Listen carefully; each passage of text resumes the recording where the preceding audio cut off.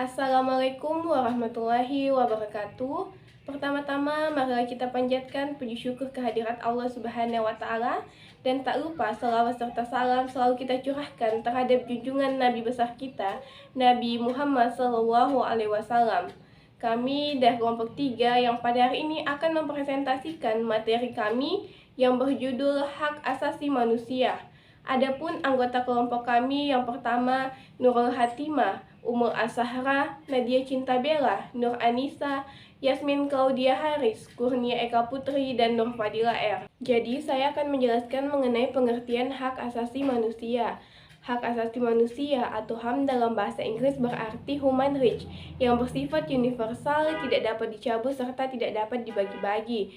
Jadi, hak asasi manusia adalah seperangkat hak yang melekat pada diri seseorang sejak dia dilahirkan ke dunia. Sedangkan menurut John Locke, beliau mengatakan bahwa hak asasi manusia adalah hak-hak yang diberikan langsung oleh Tuhan Yang Maha Esa Sang Pencipta sebagai hak yang kodratif.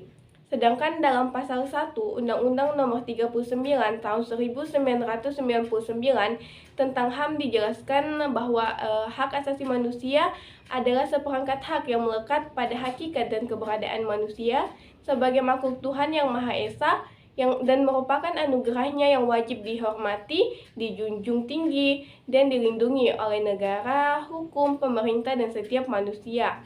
Hal itu demi menjaga kehormatan dan serta perlindungan harkat dan martabat manusia. Nah, itulah tadi pengertian HAM baik dari segi ahli maupun menurut undang-undang. Setelah kita mendengar pengertian HAM tadi, maka kita dapat menarik kesimpulan mengenai isi pokok dari HAM itu sendiri.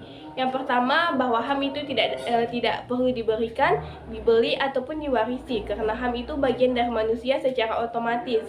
Yang kedua, HAM itu berlaku untuk semua manusia tanpa memandang jenis kelamin, ras, agama, etnis, asal-usul, dan lain sebagainya. Yang ketiga, HAM itu tidak boleh dilanggar. Artinya tidak seorang pun dapat membatasi atau melanggar hak-hak orang lain. Nah, sekiranya itulah yang dapat saya sampaikan mengenai pengertian hak asasi manusia. Untuk penjelasan lebih lanjut akan dibawakan oleh teman saya. Kepadanya saya persilahkan. Adapun materi selanjutnya yang akan kami bahas yaitu mengenai perkembangan pemikiran HAM. Nah, perkembangan pemikiran HAM dibagi dalam 4 generasi, yaitu pada generasi pertama berpendapat bahwa pemikiran HAM hanya berpusat pada bidang hukum dan politik. Fokus pemikiran HAM generasi pertama pada bidang hukum dan politik disebabkan oleh dampak dan situasi Perang Dunia Kedua, totalitarisme, dan adanya keinginan negara-negara yang baru merdeka untuk menciptakan sesuatu tertib hukum yang baru. Sedangkan generasi kedua pemikiran HAM tidak saja menuntut hak yuridis, melainkan juga hak-hak sosial, ekonomi, politik, dan budaya. Jadi, pemikiran HAM generasi kedua menunjukkan perluasan pengertian konsep dan cakupan hak asasi manusia. Pada masa generasi kedua, hak yuridis kurang mendapat penekanan sehingga terjadi ketidakseimbangan dengan hak sosial budaya, hak ekonomi, dan hak politik. Sedangkan generasi ketiga sebagai reaksi pemikiran HAM generasi ketiga menjanjikan adanya kesatuan antara hak ekonomi, sosial, budaya, politik, dan hukum dalam suatu keranjang yang disebut dengan hak-hak pelaksanaan pembangunan. Dalam pelaksanaannya, hasil pemikiran HAM generasi ketiga juga mengalami ketidakseimbangan di mana terjadi penekanan terhadap hak ekonomi dalam arti pembangunan ekonomi menjadi prioritas utama, sedangkan hak lainnya terabaikan sehingga menimbulkan banyak korban karena banyak hak-hak rakyat lainnya yang dilanggar. Sedangkan pada generasi keempat yang mengkritik peran negara yang sangat dominan dalam proses pembangunan yang terfokus pada pembangunan ekonomi dan menimbulkan dampak negatif seperti diabaikannya aspek kesejahteraan rakyat. Selain itu, program pembangunan yang dijalankan tidak berdasarkan kebutuhan rakyat secara keseluruhan, melainkan memenuhi kebutuhan sekelompok elit. Pemikiran HAM generasi keempat dipelopori oleh negara-negara di kawasan Asia pada tahun 1983 melahirkan Deklarasi Hak Asasi Manusia yang disebut Declaration of the Basic Rights of Asia People and Government. Ini saya akan melanjutkan pembacaan materi, di mana materi saya yaitu mengenai perkembangan pemikiran HAM di Indonesia.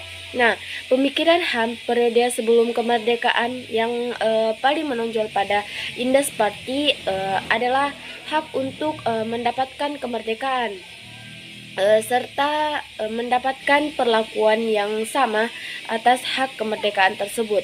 Nah, sejak kemerdekaan tahun 1945 sampai sekarang di Indonesia itu telah berlaku tiga undang-undang dalam 4 periode.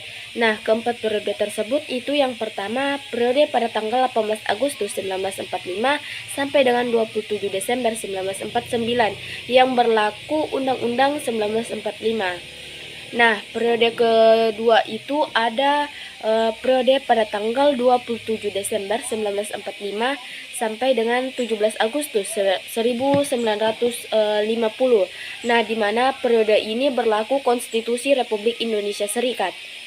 Nah, selanjutnya ada periode ketiga, yaitu periode di mana pada tanggal 17 Agustus sampai dengan 5 Juli 1959 yang berlaku Undang-Undang 1950. Nah, periode keempat yang dimana periode terakhir itu pada tanggal 5 Juli 1959 sampai berlaku sampai sekarang itu diberlakukan diberlakukan kembali Undang-Undang Undang-Undang Dasar 1945. Perkembangan pemikiran hak asasi manusia di dunia bermula dari Magna Carta. Pada umumnya, para pakar di Eropa berpendapat bahwa lahirnya hak asasi manusia di kawasan Eropa dimulai dengan lahirnya Magna Carta yang antara lain memuat pandangan bahwa raja yang tadinya memiliki kekuasaan absolut atau biasa yang disebut dengan raja yang menciptakan hukum, tetapi dirinya sendiri tidak terikat dengan hukum yang dibuatnya.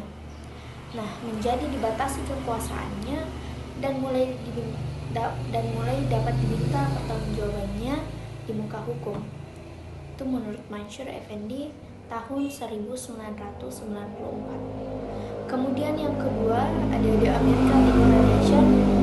Nah, perkembangan hak asasi manusia selanjutnya ditandai dengan munculnya The American Declaration of Independence yang lahir dari paham Rousseau dan Montesquieu. Mulailah dipertegas bahwa manusia adalah merdeka sejak dalam perut ibunya, sehingga tidaklah logis bila sesudah lahir ia harus dibelenggu. Kemudian yang ketiga ada The French Declaration.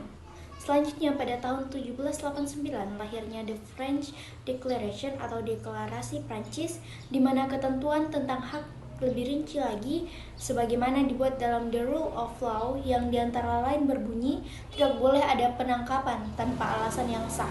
Dalam kaitan itu berlaku prinsip presumption of innocence, artinya orang-orang yang ditangkap kemudian ditahan dan dituduh berhak dinyatakan tidak bersalah sampai ada keputusan pengadilan yang berkekuatan hukum tetap yang menyatakan bahwa ia bersalah.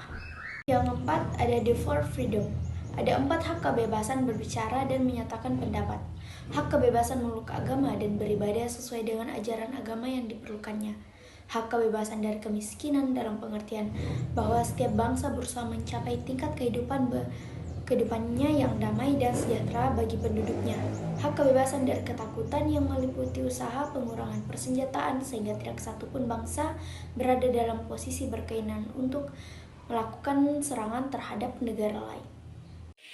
Nah, berikutnya mengenai bentuk-bentuk pelanggaran HAM, di mana pelanggaran HAM itu sering terjadi dalam kehidupan kita sehari-hari. Contohnya pada kasus yaitu kasus pembunuhan, pemerkosaan, penculikan, pengeroyokan, sampai dengan pelecehan. Nah, dari berdasarkan bentuk pelanggaran HAM, ada bentuk pelanggaran HAM dibagi menjadi 2, yaitu diskriminasi dan penyiksaan.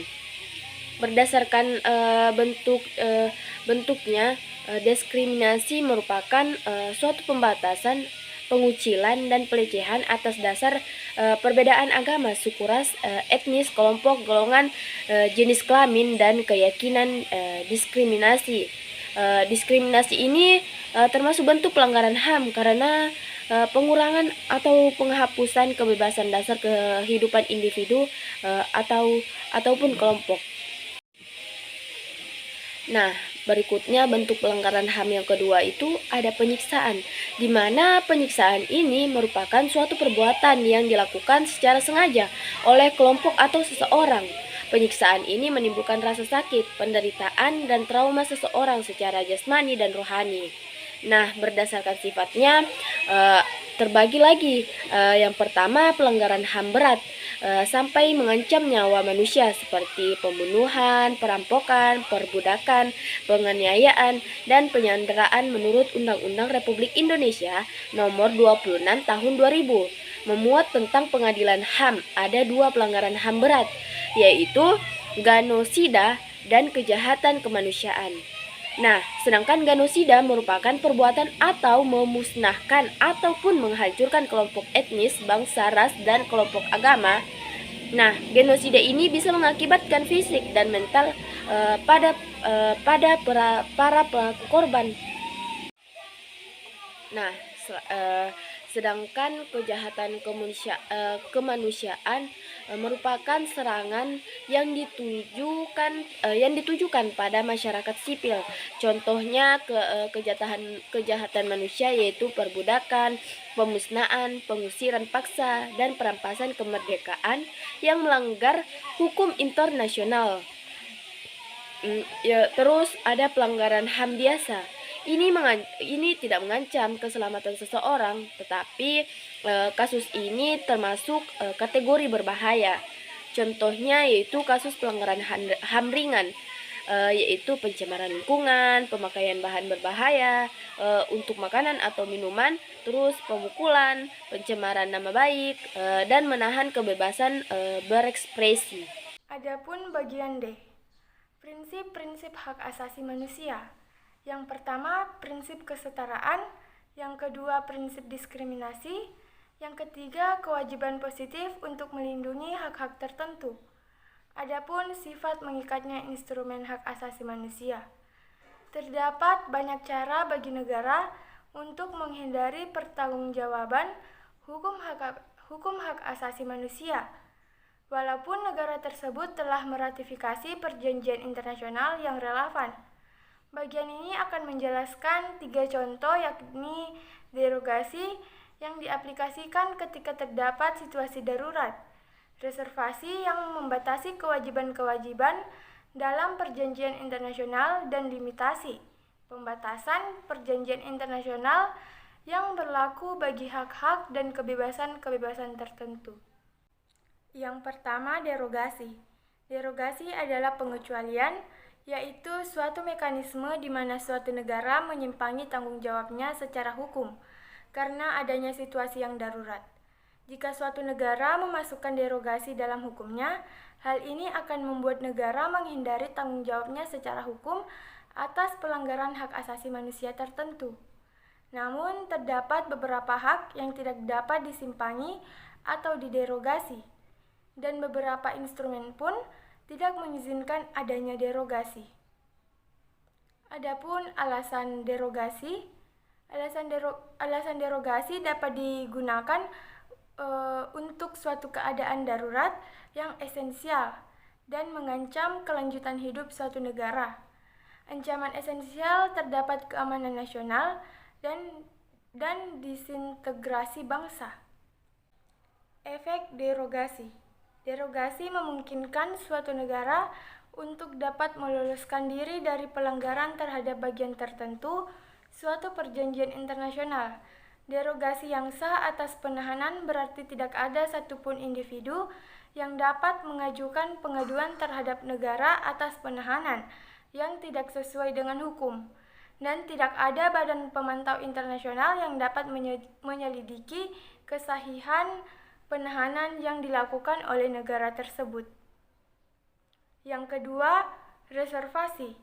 Mengutip pasal 2 ayat 1 huruf D Konvensi Wina tahun 1969 tentang hukum perjanjian yang mengkodifikasikan dan memajukan hukum perjanjian internasional.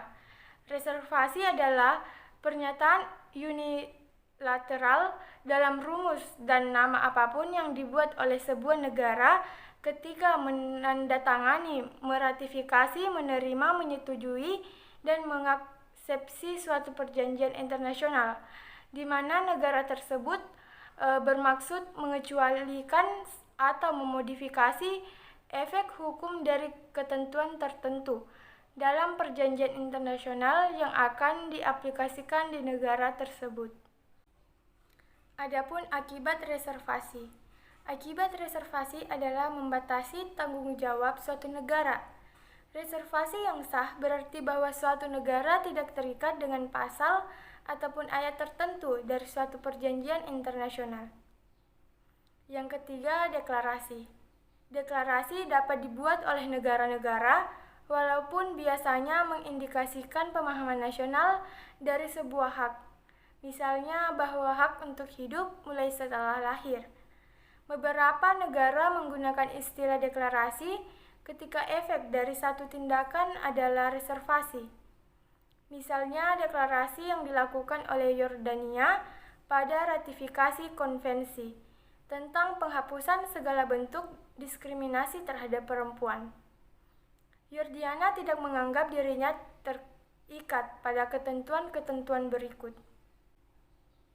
Yang pertama, pasal 9 ayat 2. Yang kedua, pasal 15 ayat 4, tempat tinggal istri adalah sama dengan suaminya. Yang ketiga, pasal 16 ayat 1 huruf C, mengenai hak-hak yang timbul dari pembukaan perkawinan yang berkenan dengan perawatan dan kompensasi. Yang keempat, pasal 16 ayat 1 huruf D dan G. Yang keempat adalah hak-hak terbatas. Sebagaimana kita ketahui bahwa tidak semua hak dapat diderogasikan, maka tidak semua hak juga bersifat absolut. Beberapa di antaranya bersifat flexibility, namun hal ini tidak menjadikan suatu hak lebih lemah atau tidak lebih penting dari hak lainnya. Ini semua hanya merupakan ketentuan praktisi dan hukum. Contohnya adalah sebuah negara dapat membatasi aktivitas publik atau serikat buruh dengan tujuan untuk menata ketertiban umum. Lalu ada efek pembatasan. Pembatasan sendiri telah dicantumkan dalam hukum nasional dan tidak boleh ada kesewenang-wenangan, serta dalam pembuatannya harus ada pertimbangan pembatasan yang diperlukan untuk pemenuhan tujuan secara sah.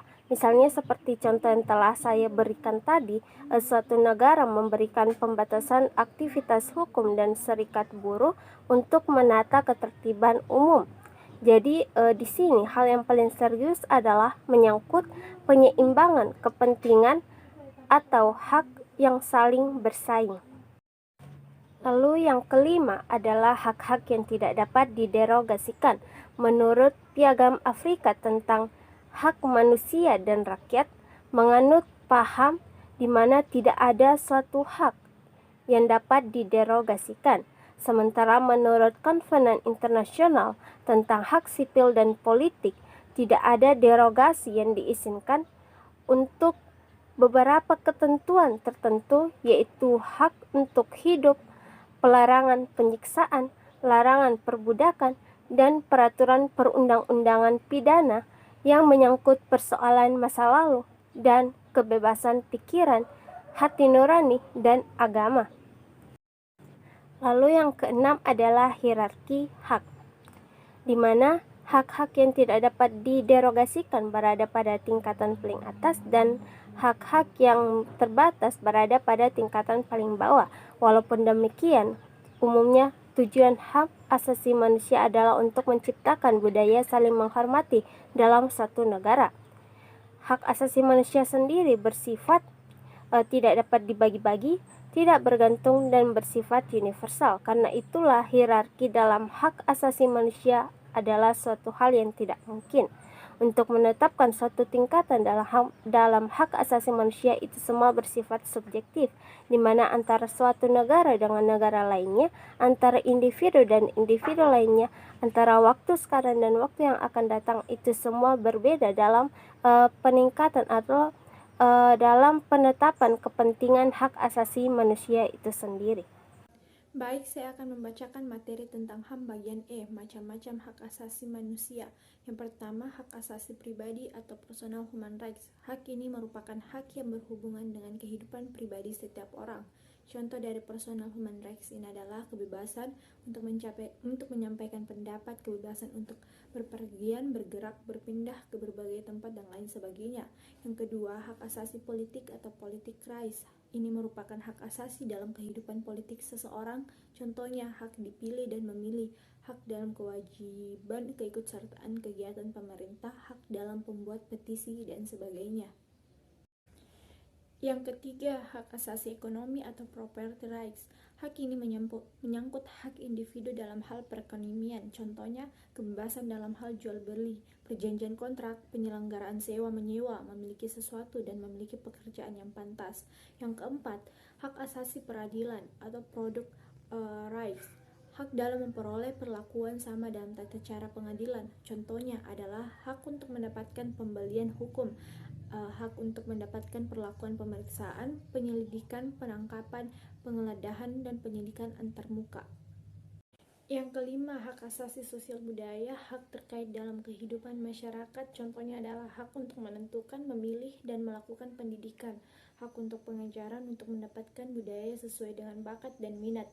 Dan yang terakhir, hak asasi hukum atau legal equality rights, hak untuk mendapatkan kependudukan yang sama dalam hal hukum dan pemerintahan, contohnya adalah mendapatkan perlakuan yang sama dalam bidang hukum dan pemerintahan, menjadi pegawai sipil, perlindungan, dan pelayanan hukum.